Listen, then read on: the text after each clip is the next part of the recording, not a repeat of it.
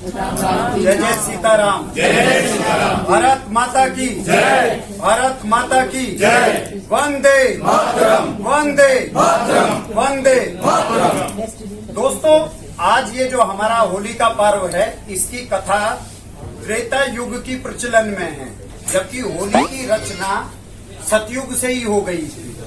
अगर हम प्राचीन कथा पे जाएं तो भगवान शंकर ने सभ्यताओं का मिलन, संस्कृति का मिलन, जातियों का मिलन और रंगों का मिलन एक साथ करा था। अगर होली ना होती भारत में और कुंभ का पर्व ना होता तो भारत इतने खंडों में विखंडित हो गया होता, जो मुगलों ने रचना करी और बाद में अंग्रेजों ने करी डिवाइड एंड रूल पॉलिटिक्स के हिसाब से। अभी कुंभ में देखा, जो लोग जाति की बात करते हैं कि जातिवाद भारत में है, एक ऐसी जाति के लोग जातिवाद हिंदुओं का बढ़ाने की बात करते हैं जिनके शमशान बटे हुए हैं। अगर हम हिंदू और मुस्लिम की रचना में जाएं तो हिंदू कुंभ में सब एक साथ नहाए हैं। कल का त्योहार रहेगा, कोई छोटा बड़ा नहीं है, कोई ऊंचा नीचा नहीं है, सब रंग भी लगाएंगे, गले भी मिलेंगे, सब नाश्ता भी साथ करेंगे। और शाम वाले भाई कल मुश्किल बचा जाएगा, सुबह से ही शुरू हो जाएगा शाम वाला प्रोग्राम। उसमें ना प्याले का अंतर रहेगा ना गिलास का रहेगा। ये जातिगत व्यवस्था का। अगर कुंभ की रचना अभी करंट में देखी है, जहां 65 करोड़ लोगों ने एक ही जगह बहते हुए जल में स्नान करा है, और खाली स्नान नहीं था, उसी जल से सब लोग दंतमंजन भी कर रहे थे और उसी का आचमन भी कर रहे थे। अगर कोई नहीं कर रहा था तो दादा अपने पोते को, पिता अपने पुत्र को, पति अपनी पत्नी को, माता अपनी पुत्री को, एक दूसरा बड़ा छोटे को धमका के ऐसे इंसिस्ट कर रहा था, जैसे राम जी के कहने पे जब बेर लक्ष्मण जी नहीं खा रहे थे तो उन्होंने धमकाया चुपचाप खाओ, खाना ही पड़ेगा। माता शबरी ने क्या कहा है जब भगवान राम वहां पहुंचे, बोले प्रभु आने में बहुत देर कर दी, और अगर सीता हरण ना होता, रावण वध ना होता तो आने की गुंजाइश नहीं थी। तो जवाब क्या दिया है राम जी ने वहां, माता जी कंफ्यूज मत हो, रावण के अस्तित्व को निपटाने के लिए लक्ष्मण अगर पैरों से भी बाण चलाता तो भी समर्थ था, सिर्फ आपकी वजह से जन्म लेना पड़ा, सिर्फ आपकी वजह से आना पड़ा है। राम क्या है? राम चक्रवर्ती युवराज है। चक्रवर्ती राजा तो बहुत हुए हैं सृष्टि में, चक्रवर्ती युवराज गिनती के हुए हैं। राम हुए हैं या आगे चल के दादा भीष्म हुए हैं। राम सा पति नहीं है, राम सा भाई नहीं है, राम सा पुत्र नहीं है, राम सा मित्र नहीं है। जब राम जी का खाना आता था तो दशरथ जी अपने साथ बैठ के खिलाते थे। तीनों माताएं होती थी, सेवक सेविकाएं होते थे। बहुत तुनक मिजाजी वो हैं, कुछ दिखाने की कोशिश करी है रामानंद सागर जी ने, पुराने कैसेट्स पे जाके देखो। ड्राई फ्रूट, स्वीट्स, फ्रूट सब रखे रहते हैं, थाली भरी हुई, और इंसिस्ट करते रहती हैं तीनों माताएं और पिताजी कि ये खा लो, ये खा लो। बस वो छुआ, हाँ हो गया, बोला ना हो गया, प्लेट को हाथ लगाया, प्रणाम कर दिया, हो गया। वो व्यक्ति जिसने अपनी मां कौशल्या का झूठा नहीं खाया, जिसने अपनी दोनों माताएं केकई और सुमित्रा का झूठा नहीं खाया, जिसने अपने पिता का झूठा नहीं खाया, वो घर का सबसे बड़ा पुत्र था। और वो जब शबरी माता के झूठे बेर खा रहा था तो वो सभ्यताओं की रचना कर रहा था। वो ये बता रहा था तब ये जवाब दिया जा सके कि राजकुल में चक्रवर्ती युवराज जब पैदल चल के जाता है तो वो माता शबरी का उतना ही सम्मान करता है जिस सम्मान के लिए कौशल्या, केकई और सुमित्रा वंचित रही। जिस वक्त लक्ष्मण ने बेर पीछे फेंकने शुरू करे हैं तो लक्ष्मण को धमका के उन्होंने ये कहा, खाओ चुपचाप, खाना पड़ेगा। वो ही स्थिति कुंभ में थी। दादा पोते को, दादी पोती को, बड़ा भाई छोटे भाई को, बड़ी बहन छोटी बहन को धमका के चुपचाप खुला भी करो और आचमन भी करो, चाहे एक घूंट का करो। अरविंद केजरीवाल नहीं जाता इस सरकार से। अरविंद केजरीवाल को किसी ने नहीं हराया, उसके अपने कर्मों ने हराया। यहाँ अभी पंकज भाई बैठे थे, ये एक बहुत बड़ा वर्ग 150 से ज्यादा लोग लेके अलग हुए। ये फाउंडर मेंबर थे, उनके अन्ना की टीम के करता धरता थी ये लोग। इन्होंने कहा ठीक चलो, जो व्यक्ति पिंक बूथ खोल रहा था, पिंक बार पे योजना क्या थी, अगर माता बहन महिला कोई भी शराब खरीदेगी तो उसे 30% डिस्काउंट मिलेगा, 100 रुपए की बोतल 70 में मिलेगी। जो 1 गेट 1 फ्री दे रहा था, 1 गेट 2 फ्री दे रहा था। ये रचना एक वो व्यक्ति कर रहा था जो एक पुत्री का पिता भी है और एक पत्नी का पति भी है। उसकी पत्नी और उसकी पुत्री सुरक्षित रहें और समाज बेवड़े का रूप धारण कर ले। जो लोग शराब पीते हैं उनसे, आदमियों से ही निपटना भारी हो जाए। जब माता बहन भी शुरू हो गई, फिर कहाँ बचेगी सभ्यता और संस्कृति। वो अपने इस कर्म से गया, घोटाले से नहीं जाता। वो घोटाला तो बख्श देती है भारत की जनता।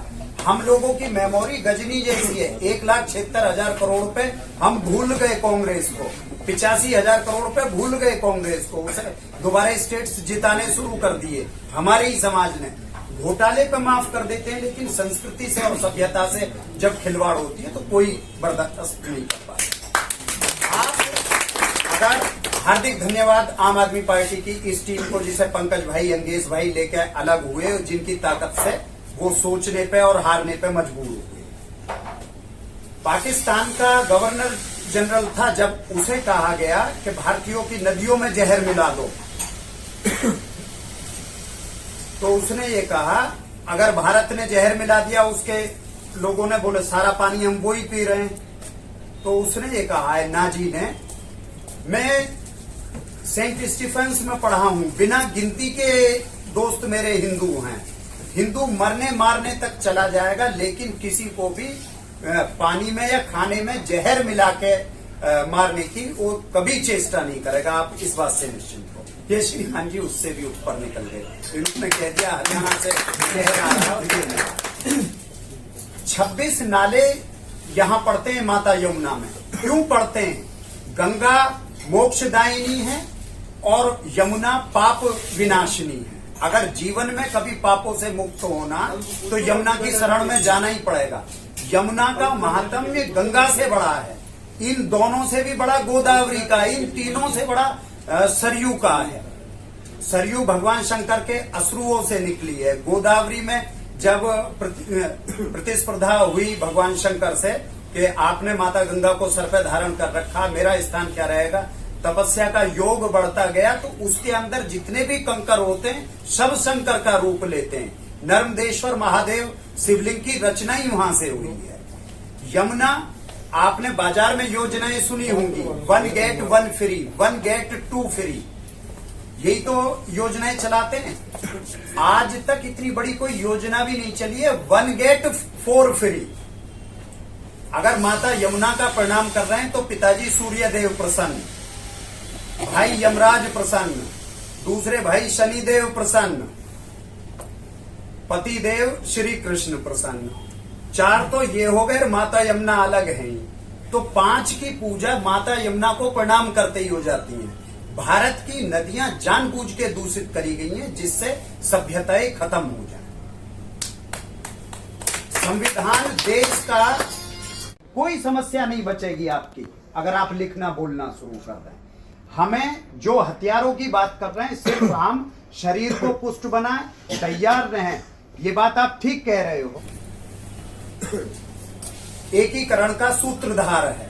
देश संविधान से चल रहा है, देश हथियारों से चलना भी खत्म हो गई, हम भी खत्म हो जाते, लेकिन हमें प्रयास करके लोगों ने भेजा कि ताकत जुटा के लाओ, पूरे उससे घूम के हमारी ताकत कम पड़ रही है। तब बाबा बंदा सिंह बहादुर संन्यास छोड़ के वहां से चले, 40 आदमी की टुकड़ी के साथ चला। जिस व्यक्ति ने 4 बच्चे जिंदा जमीन में चिनवाए थे, औरंगजेब का जो सेनापति था, 240 की टुकड़ी थी उसके साथ में। 1000 की टुकड़ी 3 भागों में बांटी थी, 240 की टुकड़ी इसमें थी और 39 लोग दूसरी तरफ से घेरे हुए थे 4 मुहाने पे। चारों तरफ से अटैक करा इन्होंने 15-15, 16 की संख्या से। 240 व्यक्ति 20 मिनट के अंदर काट दिए थे अकेले बाबा बंदा सिंह बहादुर ने। दोनों हाथ से तलवार चलती थी। इस नरसंहार के बाद औरंगजेब और पूरी सेना में दहशत व्याप्त हो गई थी। ये बाबा बंदा बहादुर नाम से डरने लगे थे। 240 गाजर मूली कोई भी व्यक्ति 20 मिनट में 2 पीसेस में नहीं काट सकता, वो तो सशस्त्र सैनिक काटे थे। ये क्रांति तब आगे बढ़ी। हरि सिंह नलवा ने क्रांति आगे बढ़ाई। महाराणा प्रताप का इससे बड़ा उदाहरण नहीं हो सकता कोई। 14 में भाजपा की सरकार बनी, साउथ कोरिया के राष्ट्रपति आए, गूगल पे देख लेना सारा। जब साउथ कोरिया के राष्ट्रपति को प्रधानमंत्री मोदी जी महात्मा गांधी के पास लेके गए, वहां माल्यार्पण और फूल चढ़ाने के बाद बोले where is statue of Maharana Pratap. Modi ji बोले इनके लिए नहीं आए हम, ये तो कर दिया है आपके लिए, आपके कहने से। महाराणा प्रताप का स्टैचू बताओ। बोल ठीक है बताते। उन्होंने फोन करा राजनाथ जी को, राजनाथ जी का फोन हमारे पास आया, स्टैचू कहाँ, समाधि कहाँ थी। मैं 99% तो उदयपुर में, 1% चित्तौड़ में हो सकती है। 1 मिनट रुको, मैं बात करता हूँ। मैंने बहन किरण माहेश्वरी को फोन करा वहां, मैं ये महाराणा प्रताप का स्टैचू कहाँ है। बोले मेरी विधानसभा में जीर्णोद्धार भी मैंने ही कराया था और उदयपुर में ही है। मैं क्या आप राष्ट्रीय अध्यक्ष माननीय राजनाथ जी को बात करो तुरंत। बोले तुम फोन पे जोड़ लो। मैंने फोन पे जोड़ा, कनेक्टिंग टॉक हुई, उन्होंने बताया। बोले ठीक है हम चल रहे हैं, थोड़ा वहां साफ सफाई देख लो। जब यहाँ से पहुंचे साउथ कोरिया के राष्ट्रपति, तो जाने के बाद साफ सफाई पूरी हो गई थी। उन्होंने पुष्पांजलि करी। माल्यार्पण करने के बाद अपने गले से अपना गमछा उतार के, जो नीचे मिट्टी थी चारों तरफ, पहले समाधि पे से हटाई, नाम मात्र के लिए निकलनी थी क्योंकि पहले से सफाई थी। कुछ फूलों की पंखड़ियां थी, कुछ वो जूतों के उस पैरों के उससे जो मिट्टी थी वो इकट्ठी करके मुश्किल से 10-20 ग्राम रही होगी। उनके पिए के पास पॉलिथीन बैग था, उससे बैग लेकर वो भरा उसमें, और उस अपने मिट्टी के हाथों को लोगों ने कहा धोने को। बोले धोने की जरूरत नहीं है, अपने सर से और अपने छाती से एक लाइन की पीसी है उस व्यक्ति की। बोले आप क्या कर रहे थे। बोले ये वो व्यक्ति है जो राष्ट्रवाद की परिभाषा है। अगर ये हमारे देश में होते तो हमारा विश्व में हुकूमत तो होती। हमने दौरा ही इनके लिए बनाया है। इस मिट्टी को ले जाके मैं अपने देश की मिट्टी में मिलाऊंगा, जिससे हमारी देश की माता बहनें भी उससे उपजा अन्न खा के ऐसे पुरुषार्थी और ऐसे यशस्वी पुत्र पैदा कर। हम महाराणा प्रताप के वंशज हैं, छत्रपति शिवाजी के वंशज हैं। छत्रपति शिवाजी के नाम पे ये भी पिक्चर बनी है, उनके बेटे के नाम पे बनाई है, संभाजी के। 1 दिन 2 दिन की यातना देख के बिलबिला गए। इतिहास पढ़ो, पूरे 3 महीने प्रताड़ित करा था संभाजी को। 3 महीने उसके मुंह से सिर्फ जगदम्ब या जय अम्बे निकलता था, चीख नहीं निकलती थी। पूरी मुगलिया सल्तनत उसके घुटनों में आ गई थी। औरंगजेब की बेटी ने उससे प्रेरित होकर बाद में हिंदू धर्म अपनाया, कृष्ण भक्त हो गई है। बोले क्या ताकत थी इसमें। हम उन पुरुषार्थी महात्माओं की संतान हैं। चंद्रशेखर, पिछला प्रोग्राम हमने चंद्रशेखर आजाद के स्टेचू पे करा। चंद्रशेखर आजाद का स्टेचू ढूंढना भारी हो गया था हमें। डॉक्टर BR अम्बेडकर का सम्मान दलित समाज की एकता बचा पाई। भगत सिंह का सम्मान पंजाब और हरियाणा के जाट भाइयों की एरोगेंसी बचा पाई। भगत सिंह, राजगुरु, सुखदेव तीनों स्टूडेंट ही तो हैं चंद्रशेखर के। गुरुजी भुला दिए गए।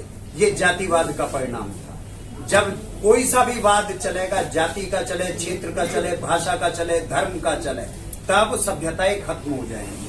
हमें होली का पर्व ये सिखाता है, जैसे रंग आपस में मिले हुए वैसे ही हम आपस में मिले हुए। भारतीय सभ्यता बहुत उच्च कोटि की सभ्यता है। जो ब्रीडिंग में नेल्सन मंडेल ने खोज करी थी, प्लांट ब्रीडिंग की और प्लांट जेनेटिक्स की, वो तो हमारे ऋषि मुनियों ने बहुत पहले लिख दिया। जाति की व्यवस्था, गोत्र की व्यवस्था, उपगोत्र की व्यवस्था, ये इसलिए करी गई है समाज में जिससे बच्चों के शादी विवाह संस्कार में दिक्कत ना आए और आने वाली जनरेशन बीमार पैदा ना होने लगे। देखो ना, मुस्लिम्स में सारे बुढ़ापे में जाके अंधे भी हो जाते हैं, बहरे भी हो जाते हैं। ये इन ब्रीडिंग की देन है। जो लोग अच्छा, जो बंटवारे की बात कर रहे हैं मुस्लिमों से पूछो ना, हम बटे हुए हैं या आप बटे हुए हो? भाई साहब, सैयदों के शमशान में पठान नहीं दफनाया जा सकता, पठान के में कौजड़ा नहीं दफनाया जा सकता। हम चिता पे तो एक पे हैं। एक भी शमशान आपने बताया जिसमें वाल्मीकि, जाटा, पंडित, ठाकुर, बनिया, उनके हिसाब से शमशान अलग हो? शमशान में जाके भी हम इकट्ठे हुए हैं, कुंभ में भी इकट्ठे हुए हैं, होली पे भी इकट्ठे हुए हैं। ये रचना हमारी सभ्यता की रचना थी। हमारे ऋषि मुनि ये जानते थे कि आगे इस तरीके की बीमारियां जन्म लेंगी। उन बीमारियों का उन्होंने पहले ही इलाज कर दिया था।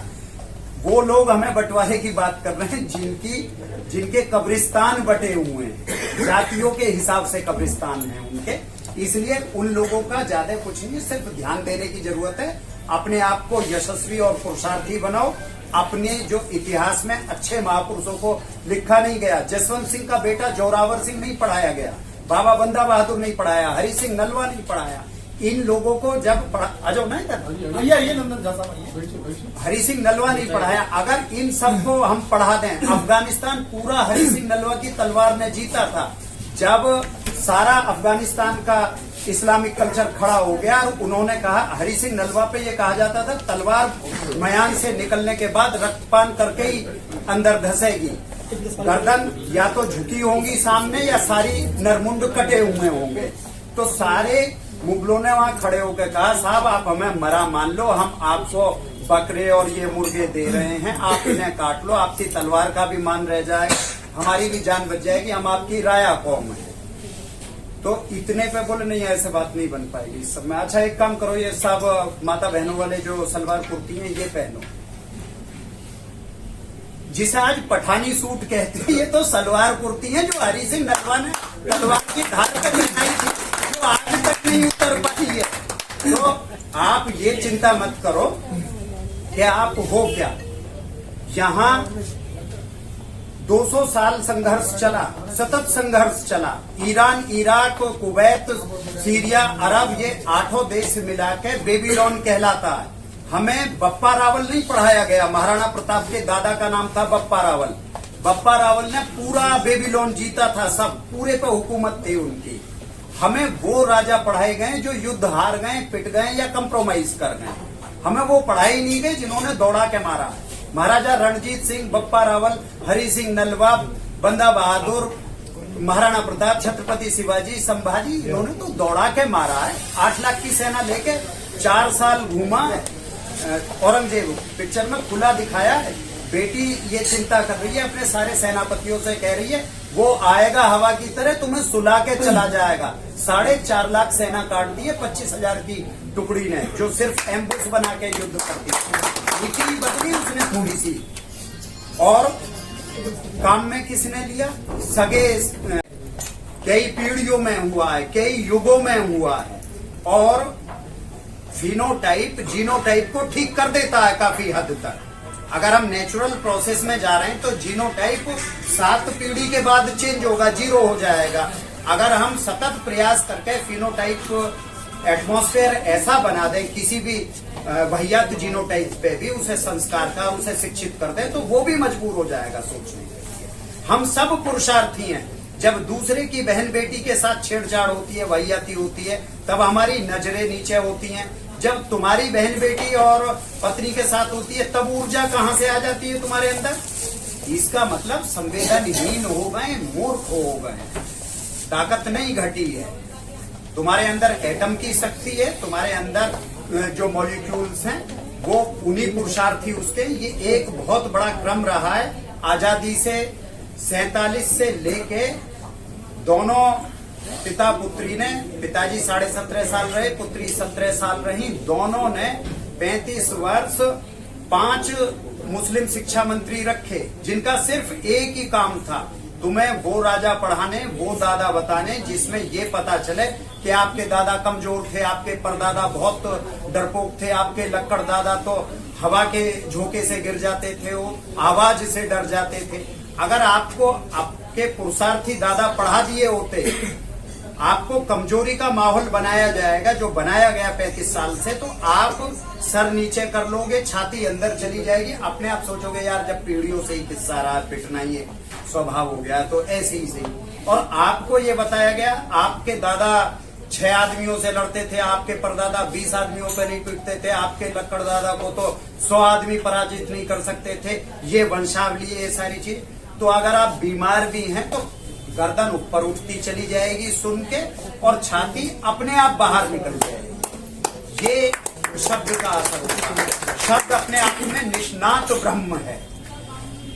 हमारे चारों वेदों में 4 वाक्य दिए गए। एक बोल रहा है अहम ब्रह्मास्मि, मैं ब्रह्म का अंश हूँ। एक वेद बोल रहा है तत्वमसि, हर तत्व में उसका दर्शन है। एक वेद बोल रहा है तत्व दर्शन, हर तत्व में उसका दर्शन है। और एक वेद बोल रहा है सर्व खलविदम ब्रह्म, हर जगह ब्रह्म व्याप्त है। इसी तरीके से शब्द निष्णात ब्रह्म है। आप शब्दों का ठीक चयन करें, शब्दों का ठीक प्रयोग करें, एक दूसरे का सम्मान करना शुरू करें। हम आपस में भाई भाई हैं। और हिंदू वो सभ्यता है जो हम मानवाधिकार की चिंता नहीं करते, जीवाधिकार की चिंता करते हैं। यहाँ पे भी मातृशक्ति माता बहनें बैठी हुई हैं। आप घर पे भी जाके पूछ लेना अपनी माता बहनों से, किसी से भी। हमारे खाना बनाते टाइम पे रसोई में चेटे या चींटी निकल आए तो उसे मारा नहीं जाता, झाड़ू से इकट्ठा करके बाहर नहीं फेंका जाता। थोड़ा बहुत कुछ भी खाने का सामान वही माँ बहन आटा, चीनी, सूजी जो उसके हाथ में पड़े वही दे देते हैं। वो अपना हिस्सा लेते हैं और चले जाते हैं लाइन लगा के। ये वो सभ्यता है जिसने जीवों के अधिकार की चिंता करी है। यूरोप जब लुट गया था तब मानवाधिकारों की रचना हुई थी। भारतीय सभ्यता ने हर चीज दी है। जीरो हमने दिया है। अनंत आकाश की ऊंचाई और गहराई समुद्र की हमारे ऋषि मुनियों ने नापी है। हर्षोल्लास से होली मनाए, संविधान से देश चल रहा है, प्रैक्टिकल लाइफ पे आए। हम आज जिस स्तर पे मिले हैं, सब लोग इस ग्रुप का एक ही उद्देश्य है बनाने का। सब लोग सबके काम आए। अपनी पासबुक में, सेविंग अकाउंट में जरा लाइन खींच के डालें कि आज उसके पास कितनी ग्रोथ थी, कहीं लिख के रखें। और चाहे 10% विकास करो, चाहे 2% करो, चाहे 50 करो, चाहे 100 करो। अगली बार होली मिलन पे मिलें तो ये विकास कम से कम 10% से ऊपर जाए। भारत माता की जय, भारत माता की जय। जब तक हम एक दूसरे का आर्थिक चिंतन नहीं करेंगे तब तक सामाजिक चिंतन नहीं चल पाएगा। हमने इस प्लेटफॉर्म पे doctors, engineers, advocates, bureaucrats, technocrats और ट्रेडर्स, व्यापार से जुड़े हुए बड़े सम्रांत लोग इसीलिए जोड़े जो एक दूसरे के मददगार हो सकें। आप फ्री में कंसल्टेंसी यहाँ ले सकते हैं। एक बार की कंसल्टेंसी की तो हमने रिक्वेस्ट कर रखी है, अगर 2 बार की चाहिए तो इंडिविजुअल फोन आप अध्यक्ष जी को कर लेना, मुझे कर लेना। 2 बार के लिए हम भी हाथ जोड़ देंगे आपके लिए। आगे फिर व्यवहार है, जब चीजें चल निकले तब बढ़ने की कोशिश करें। इसलिए जैसे रंग मिले हुए वैसे ही मन मिले, वैसे ही मत मिले। हम सब लोगों के जीवन में खुशहाली हो, सबका त्योहार मंगलमय हो और आने वाला होली का पर्व विकसित पर्व के रूप में आए। भारत 3-4 नंबर पे पहुंच गया है आर्थिक दृष्टिकोण से। हम अगली होली तक सभी को शुभकामनाएं। पहले तक उधर भी विराजमान हो और हमारे साथ जितने भाई बहन जुड़े हुए हैं ये भी चरमोत्कर्ष पे विराजमान हो। देश बन गया, आप तो याद नहीं रहेगा। आप भी बन गए और देश भी बन गया, तभी इसका योगदान रहेगा। हम एक दूसरे की चिंता करें, एक दूसरे के काम आए। इन्हीं सब शुभकामनाओं के साथ मैं अपनी बात विराम देता हूँ। सभी को होली के जय सीताराम। बहुत बहुत धन्यवाद डॉक्टर साहब। आपका उद्बोधन जो था ऊर्जावान था और सभी ने राष्ट्रवाद क्या है, राष्ट्रवाद के लिए हम क्या करेंगे, नहीं ज्ञानवर्धक तो ये हमेशा